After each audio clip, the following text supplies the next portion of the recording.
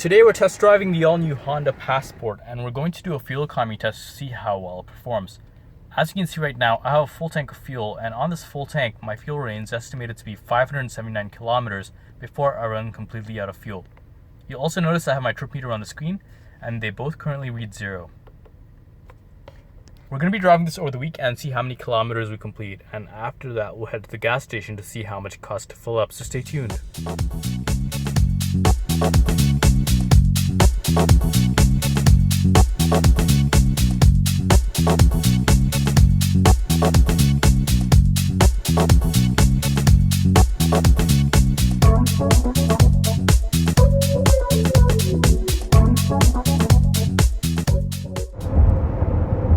Now let's do a highway fuel economy test to see what the lowest fuel economy we can achieve in the Honda Passport is.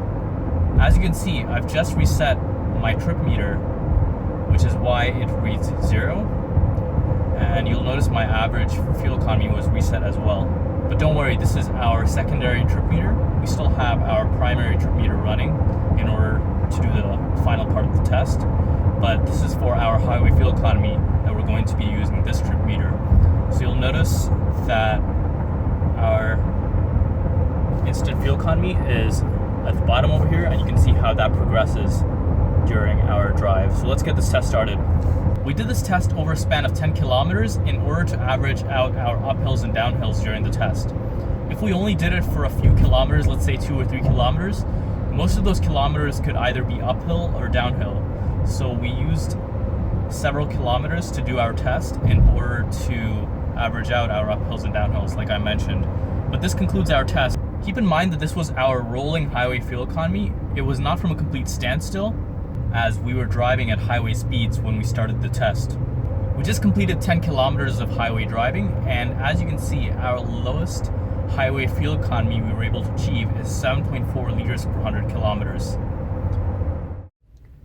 We just spent the week testing the Honda Passport, and we have some numbers here we'd like to share with you.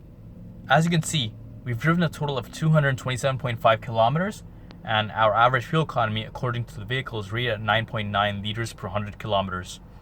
Our remaining fuel range is 416 kilometers, and we have 3/4 of our tank still left.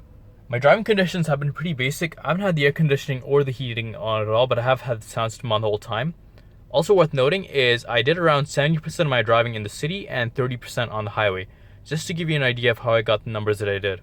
You'll notice we're at the fuel station right now, and we're going to fill it back up, and based on that we'll do some calculations to get a better idea of how much you can actually expect to spend on a full tank of fuel, as well as your actual fuel economy based on my driving.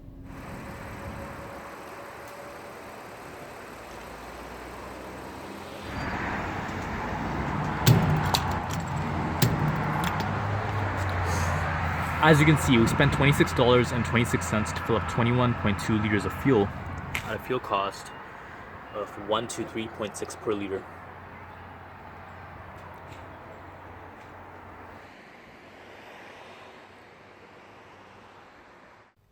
As you just saw, we spent $26.26 to fill up 21 liters of fuel at a fuel cost of $1.236 per liter.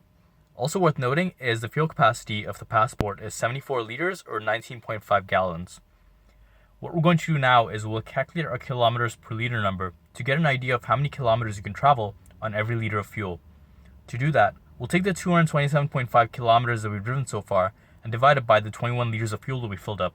So 227.5 kilometers divided by 21 liters gives us 10.8 kilometers per liter. That means on every liter of fuel, you can expect 10.8 kilometers of driving. Now let's calculate our actual fuel range based on my driving. And how we're going to do that is we'll take the 10.8 kilometers per liter number that we achieved and multiply it by the fuel tank capacity, which is 74 liters. So 10.8 kilometers per liter multiplied by 74 liters gives us 799 kilometers. That means on a full tank of fuel, based on my driving, you can expect 799 kilometers of driving. Now let's calculate our cost per kilometer. In order to do that, we'll take the $26.26 that we filled up for and divide it by the 227.5 kilometers that we drove.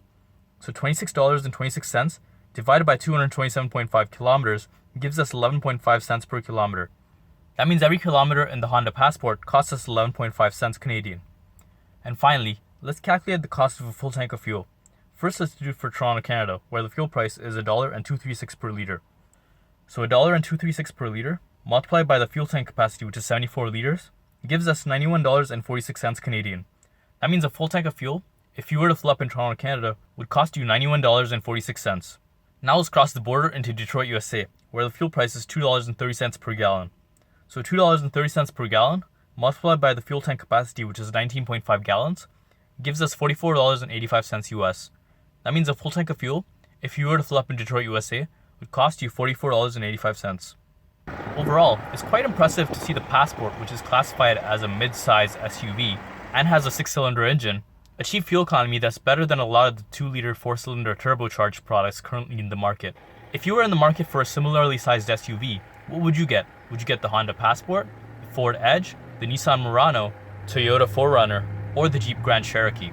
Also, be sure to like our video and subscribe to our channel for more great fuel economy content. You can also watch our fuel economy review on the Nissan Murano and the Jeep Grand Cherokee on our channel.